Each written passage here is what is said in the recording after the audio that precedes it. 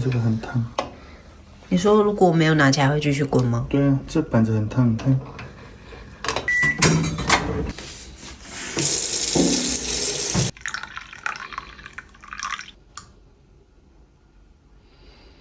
牛奶都被你喝光了。你倒这么多，你说我喝光？干杯！一样，麦当劳早餐。一下子就下午了。等一下，我突然发现这个，你过来看，狸猫吗？好可爱哦！等一下，它从这边走过来，可是这边看起来没有啊。它去哪里了？是狗吗？狗爪那里长这样。这里啊，这里，你看。等一下，我把这窗户打开。哪里？有这边也有。这个圆圆的也是它的脚印。我可以放食物在门口吗？不行。肉可以吗？结果凶手是他整盒带回去，他回来看有没有野生的肉可以带走。OK， 现在已经是下午3点半左右，我们现在准备要出门，虽然有点晚，但就这样。我突然想到，我们昨天收到这个呢是我们的水费单，我必须说它的纸啊摸起来蛮硬挺的，而且它边边的这个是立体的，还蛮酷的。它是一个有点像抽奖券的这种卡纸，很好撕还有另外一边，我想看里面怎么是空白的。有啊，有水稻料金是1243元，下水道使用料是1060元，合计2303元。第一期的水费供大家参考。这个呢，应该是基本费，就是你不用也要交。等一下，这是几月到几月？这个是10月17号到11月6号。这个期间呢，水用量是1，排水量也是1，所以这就是基本费。这个时间还没有用水，我们还会收到之后的账单。所以基本费就是460。对，好。今天没有学，好惨哦！你没有的惨，可惜。我们，你去看到鸟吗？我不知道它在我们家藏了什么东西。我上网查，它会在树里面藏它的食物。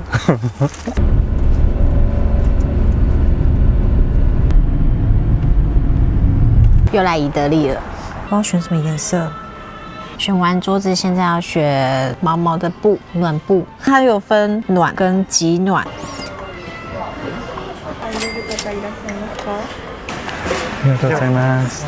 所以它是特别推出来给我们呢。对，这张桌子有30公斤呢。重哦。我们车可以载吗？可以啊，你那里面有一个衣服，带不起来。往前坐，可以吧？试试看。尴尬了，脚都已经快变侏儒症了。没有办法开车吗？可以了，斜放可以，搞定啊！然后你的可以再往前啊，我们可是有车泊过的小车 ，OK。极限了，这样就行了。我们下一站超市逛一下这间，好像应该买一下。它比较小，也够吃了吧？它比较大。那你要哪一只？怎么办？怎么选？好难哦。小份的采美牛，对啊，80块买的吧？我们专业捡剩的，也有半价的，今天发财了，这么多，大采购，超快乐，好开心哦！我买这一箱这么多，折合台币660，爽不爽？而且重点，我今天还有桌子了。你既然买了螃蟹，那是不是应该要有专业的吃蟹工具啊？我们家已经有了，但是我们缺一把好用的厨房剪刀。那怎么办？来，这间我后面的车跟我一样。怎样？来合作社。你现在可是成为社员的人。对。就这个人执意要买什么小熊维尼店？不是，你想想看，你yakiniku的时候会不会喷油？是不是不好清理？那你可以选素色的啊，把它脸上都喷油。走开，不然你买。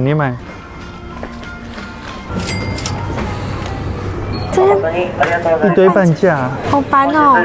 他说刚才章鱼烧12颗600在半价，300块，60块台币12颗章鱼烧，这么大颗。这个圣诞节对大家都买这个，突然觉得不用煮火锅，应该吃一下这个龙波斯特半价 ，Oh my god！ 带骨香肠，他们寿司也都半价，后悔吃火锅了哈。对啊，突然觉得煮火锅好麻烦哦。怎么办？这也好吸引人。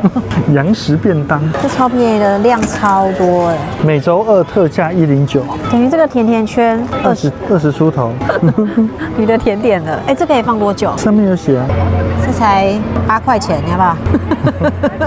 自己做鱼浆，这是指它有蟹肉进入。今天买一堆特价产品，到底吃不吃得完呢？合作社社员证。哦。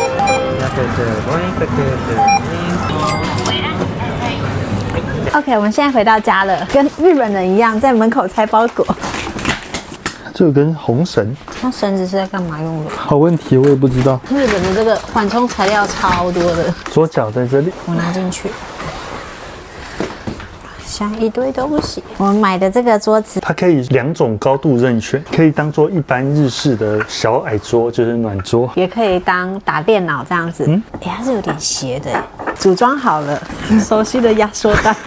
真空包。我跟你说，我们买的这个是高级版，极保暖断热的。但是呢，其实它真正的说明，暖桌的搭配上3层下3层。我跟你讲，很复杂，我们预算有限，所以我们本来就有地毯，然后下面的铝箔垫没买。它这个中间呢，还有一层，就是让你人不要直接接触这个，保护它干净。然后还有一层上面的，保护它不要被外面弄脏。所以上面3层，下面3层。它连垫桌子的也有1层，但我们没有买，就是最后决定买这个，马上膨胀。是不用等48小时，取出来要一段时间，它会慢慢的恢复。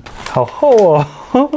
等一下，还有写啦，看一下。恢复方法：用湿布。恢复方法2：用烫的。先打开好了，我们今天就要用了。今天就要在暖桌上面吃火锅。짜잔！哦，好保暖哦。方向是错了。我不知道，它好大。超级大啊！因为它可以支援把脚架升高的时候一样可以使用，就这样吧。上面是不是还有1层？对，你帮我瞧一下位置，你觉得？刚刚大概整理一下，它上面还有个桌子。哎，要擦吗？上面有黑黑的吗？没有啊，这个是指滑的，你摸摸看。放上去了，变成这样子。我们现在坐进来，感觉好舒服哦。我觉得没有开暖气就已经有那种热热的感觉，不知道是不是因为我地暖的关系，就觉得好像光这个暖桌就挺棒的。我觉得我现在有桌子，就觉得整个非常开心。可是我们这桌子摆这里，我们要睡呢？就睡里面就好啦，就钻进去。那床推掉了。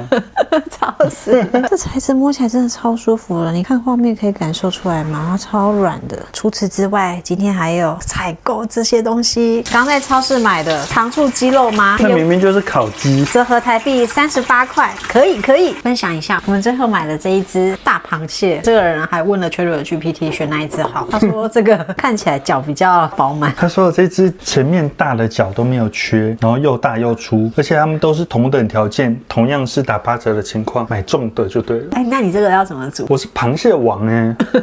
我们的章鱼烧，我说一下，这章鱼烧超强的哦，这平均1颗才台币2块钱，真的很便宜耶，在超市买的。每周6冷冻食品9折。噔噔。它是这样子，很烫很烫。其实里面有小章鱼哦，我要挖章鱼给大家看啊。这里啊。那它有时候会有2个，可能是机器出包。好，2块钱。2块你要怎样？2块有章鱼。你台湾买60块的也没有章鱼，不然那是什么？鱿鱼。不一样吗？不一样。亲戚不一样，连亲戚都不是。哎，有人叫你讲一点食物的小知识，不然你讲一下。讲什么？小知识啊。好，我想讲一件事。我刚刚呢，就是对这个这样摩擦，然后就这样。他完全不会怕，你知道，因为他超怕电。然后就想说，为什么没有静电？你没有注意看它的盒子，静电防止功能，它可以防止产生静电。为什么？安心，它这有做特殊的加工处理。一般来讲，应该是它有一层导电层，它不会让电荷静止维持在那里。电荷会流动的话，就会自动找地方平衡。可恶，我要退货，不好玩，不然我就。必须讲一下这个白菜啊，真的超好用。我们已经煮了几顿，4、5顿有了，还没有吃完，这还可以至少吃2、3顿吗？可能可以哦。我刚刚在切白菜，结果这个人呢切了萝卜，我刚刚看他，你切成一片纸嘛，好像很厉害一样。这是标准的切法。跟你说，如果精致一点的日本料理，只要切2层。怎么切2层？再削1层。哦，我们不用精致。再削1层。不用啦。是吗？这样旁边可能会保留一点粗纤维哦。这样就好了，你切片咯。先准备火锅料，你要处理螃蟹了。对啊。有什么处理技巧吗？我记得吃毛蟹的时候，有人说，哎，你怎么没有拍教学？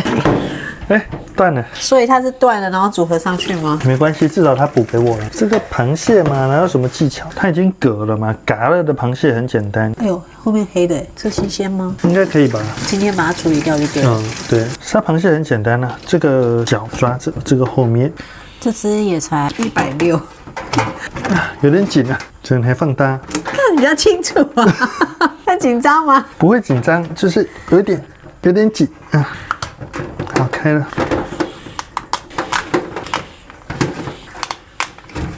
有蛋呢，高。这是不要，这个不要覆盖，不要。你要剪刀吗？那边有。对，我需要剪刀。好，拔起来了。螃蟹很简单，把不要的东西拆掉。中间有一个胃袋，这个。这胃袋不要。这个通常呢，我们可以把它从这个嘴部往内，好冰哦，手有点痛。不用剪的。好，往内压，对，连同这个嘴部一起把它拔起来。不好拔。不然通常用拔的吗？对。拔掉了。看一下，好。这个。这不要。这是胃，会。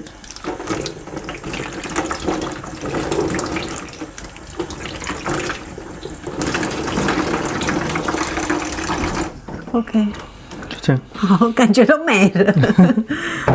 这个蟹鳃呢，基本上吃起来就跟吃海绵一样，所以这是没有口感的东西，是没有人会吃它的。然后蟹鳃啊，这个地方也经常是海水路过的地方，所以呢，它也很容易有很多沙，我们就把它剪掉。同理啊，另外一边一样的。好，这些尖尖的地方，我们就没有必要用嘴巴去跟它硬干，所以把它剪掉。都不要，搞定。我跟大家说一下，我们这个盐剑泽这边呢，我们这里的自来水品质很好，是可以生饮的。谁跟你说的？ChatGPT 跟我说的。日本的自来水本来就可以生饮，加上我这个水管有没有爆过，所以换过水管，喝起来特别干净，特别香甜。好像很冰。好。然后呢，这个蟹脚我们把它取下来。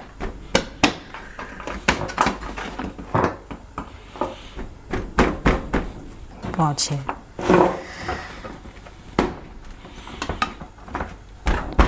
你要用另外一只小的吗？不用。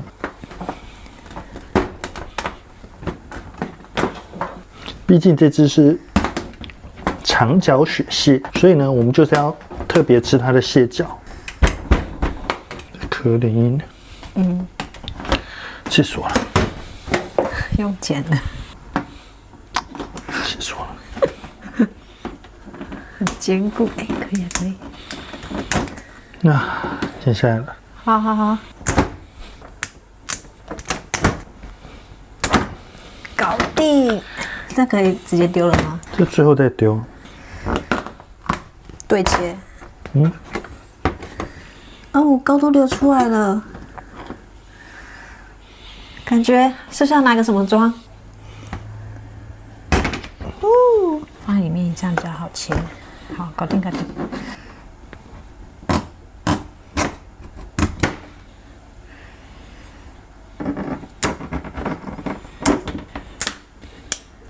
你要拍那么多只吗？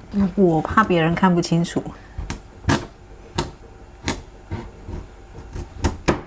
耶，这只比较顺。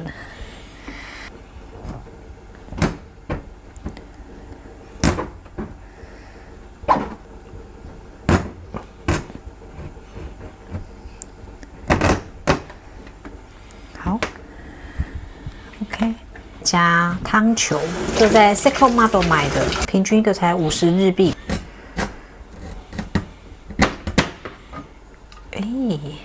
看起来蛮漂亮的。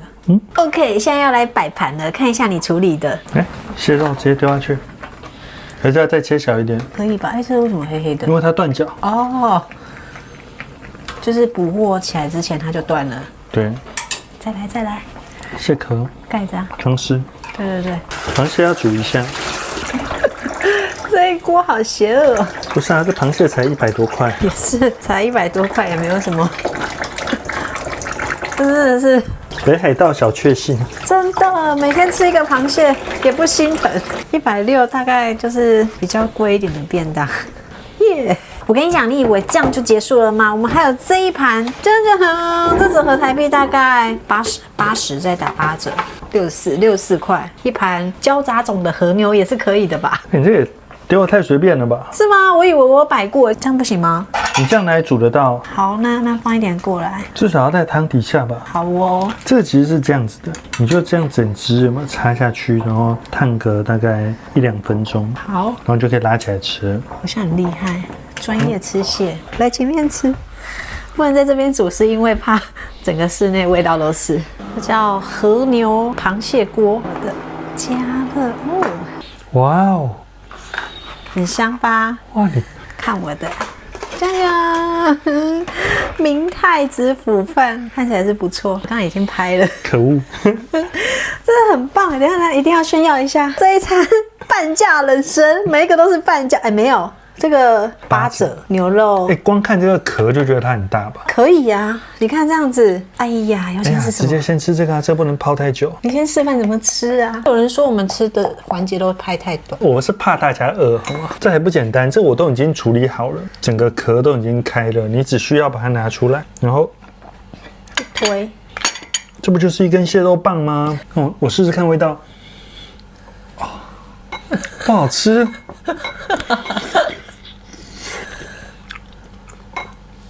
不好吃，不要拍了，不要拍了。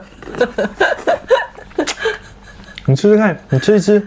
好。你知道螃蟹为什么这么贵吗？为什么？因为螃蟹的运输成本极高，运输成本就是从捕捞送到消费者手上，要花非常昂贵的成本，才能保持它新鲜送到消费者手上。跟一般海鲜不一样吗？对，因为螃蟹死掉的话，很快速的它就会腐败，而且就不能吃了。所以我们一般螃蟹分成几种，第一种就是活蟹。哇！活蟹当然，你看它从船上捕捞以后，要保持它活的送到超市，再送到你手上，这成本非常的高昂。再来第二种呢，就是冰鲜。冰鲜就是冷藏运输送到消费者手上，可是当然它期限就很短，就像我们今天买的，它是8折。再来比较简易的方式就叫做生冻。天啊，超好吃！怎么甜？不对，不好吃。这一种就是生冻，生冻就是它船捕捞上船以后，就直接船上有加工厂，直接杀，然后直接冷冻。但是生冻的话，它非常接近新鲜的螃蟹 ，but 它的保存跟退冰处理要小心，要不然就会容易有腥味。但是生冻通常是我们一般消费者能买到活蟹以外品质最好的。最后就是熟冻，加工厂也是在船上，它直接就杀烫熟，那它最不容易变质，最容易保存，也是价格最低廉。所以你说，我到产地买能不能比较便宜？我告诉你，螃蟹的产地在船上，因为加工厂直接在船上，只有少部分像是北海道这种大量的，它有机会运上来以后，在港口边的加工厂加工的，超好吃，对不对？对啊，好甜哦，超甜的。100多块可以享受到这样子，觉得有点幸福。相信我，相同等级的情况下，螃蟹选大的就对了，越大的含肉率越高，越好吃。